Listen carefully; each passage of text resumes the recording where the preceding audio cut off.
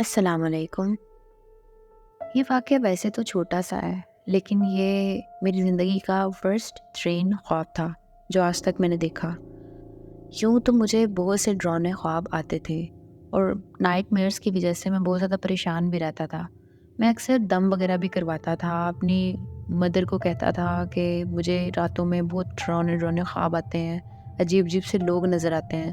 میری مما ساری ساری رات بیٹھ کے میری سراہنے پڑتی بھی تھی اور یہ سلسلہ تب تھم بھی جاتا تھا۔ لیکن ایک بار میں نے ایک ایسا خواب دیکھا جس کی وجہ سے میں بہت زیادہ ڈر چکا تھا، یا یوں کہہ لیں کہ مجھے ایسا لگا تھا کہ اب میری زندگی ختم ہونے والی ہے۔ میں اکثر رات کو ہینڈ فریز لگا کر ہی سو جایا کرتا تھا اور ہینڈ فریز پہ ساری ساری رات گانے چلتے رہتے تھے۔ ایک یہ بھی وجہ تھی کہ مجھے اس طرح کے ڈراؤنے خواب آتے تھے۔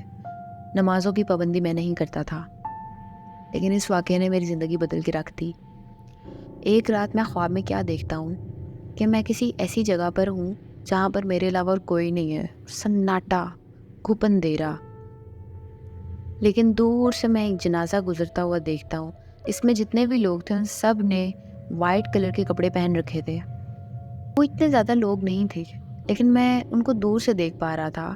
اس میں جتنے بھی لوگ تھے ان سب نے وائٹ کلر کے کپڑے پہن رکھے تھے اور انہوں نے جنازہ پکڑا ہوا تھا۔ اب میرے دیکھتے ہی دیکھتے اچانک سے ایسا ہوا کہ وہ سب کے سب ایک جگہ پر رک کر مجھے دیکھنے لگے، جس کی وجہ سے میرے پاؤں کے نیچے سے تو زمین ہی نکل گئی تھی۔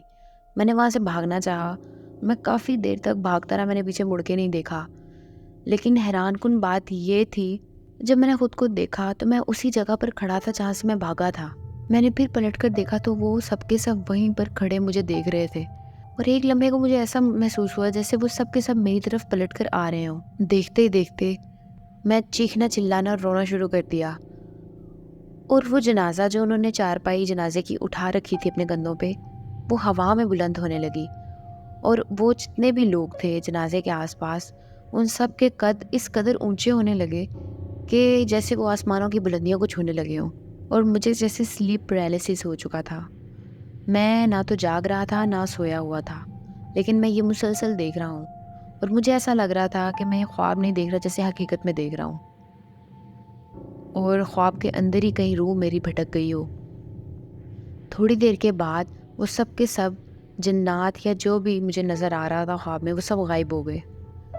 اس کے بعد میں 5-10 منٹ چلتا رہا۔ ایک جگہ پر میں نے دیکھا کہ مجھے کسی پتھر کے ساتھ اس قدر بری ٹھوکر لگی کہ آگے ایک گڑھا تھا، میں اس میں جا گرا۔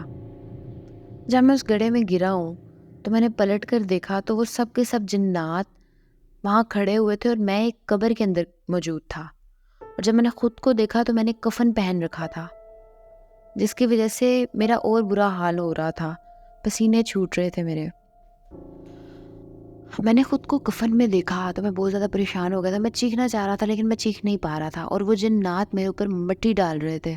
میں آیت الکرسی پڑھنا چاہ رہا تھا لیکن میری زبان پر جیسے وہ جاری ہی نہیں ہو رہی تھی۔ یہ دیکھنے کے بعد ایک دم پھر سے وہ سب کے سب غائب ہو گئے، اور میں اس قبر میں بغیر کفن کے لیٹا ہوا تھا۔ میں اس قبر کے اندر سے نکلا ہوں تو ایک جگہ پر میں نے دیکھا کہ میرے ماما اور بابا دونوں کی لاشیں کفن میں لپٹی ہوئی سائڈ پہ پڑی ہوئی تھی، اور میں ایک قبرستان میں موجود تھا۔ جب میں نے اپنے ماں باپ کی لاش دیکھی تو میں تڑپ کے ان کے پاس بھاگا۔ جا کر جب میں وہاں دیکھنے لگا ہوں تو ایک دم سے ان دونوں نے آنکھیں کھولی، اور ان کی آنکھوں میں بلیک کلر کا جو پپل ہوتا ہے وہ بالکل بھی نہیں تھا، اور وہ ایسے کریپی سی اسمائل دے رہے تھے، اور کفن ان کا کھلا اور انہوں نے دونوں ہاتھوں سے مجھے جکڑ لیا، اور وہ میرے ماں باپ نہیں بلکہ وہ جنات تھے جو مجھے مسلسل تنگ کر رہے تھے۔ میں پھر سے چیخنے لگا لیکن میں وہاں کچھ بھی نہیں کر پا رہا تھا۔ مجھے سمجھ نہیں آ رہی تھی کہ خواب میں کس طرح سے میں ایک جگہ سے فوراً سے دوسری جگہ پر پہنچ جاتا ہوں، اور پھر وہاں سے پہلے سے بھی زیادہ برا میرے ساتھ ہونے لگتا ہے۔ بہت مشکل سے کہیں جا کر میرے منہ پہ آیت الکرسی جاری ہوئی، اور جب میں خواب سے بیدار ہوا تو اچنبھے کی بات یہ تھی کہ میرے جسم پر نشان پڑے ہوئے تھے، اور میرے منہ پر ایسے نیل تھے جیسے کسی نے مجھے تھپڑ مارے ہوں۔ میں چیخ رہا تھا اور میں مسلسل چیختا جا رہا تھا۔ اتنے میں میری ماما میرے روم میں آئیں، وہ میری یہ حالت دیکھ کے بہت زیادہ پریشان ہو گئی، لیکن وہ سمجھ چکی تھیں کہ مجھے جو نائٹ میئرس کا مسئلہ ہے یہ اسی کے اندر کچھ ہوا ہے۔ اگلے دن میں پھر اپنے گھر کے پاس والی مسجد کے امام کے پاس گیا، ان کو یہ سارا حال بتایا۔